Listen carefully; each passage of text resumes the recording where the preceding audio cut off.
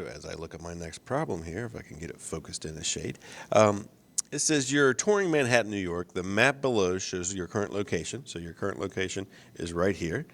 Given the distances in meters below for 7th Avenue and 34th Street right here, approximately how far would you have to travel if you took Broadway straight to Times Square? So you're here.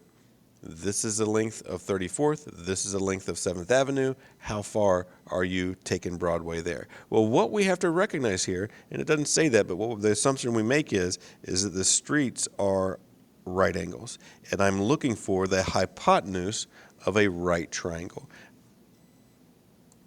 I'm basically given this right triangle right here with a leg of 55, a leg of 640, looking for the hypotenuse of that right triangle. And in doing that, what I'll do is I'll apply my Pythagorean theorem. So what I'll say is, make sure we can see right where I can see it is, if a squared plus b squared equals c squared, remember a and b are the legs that make up the right triangle, a squared would be 640 squared plus 55 squared equals c squared. I would definitely be using my calculator on this one. I would be doing 640 and squaring it and 55 and squaring it.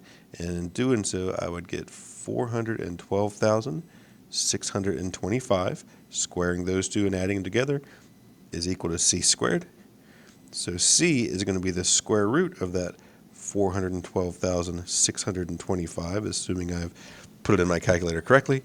And as I do that, we would see C is about, not exactly, it ends up being like 642.35 or something like that. But notice we're rounding this to the nearest whole number in our directions.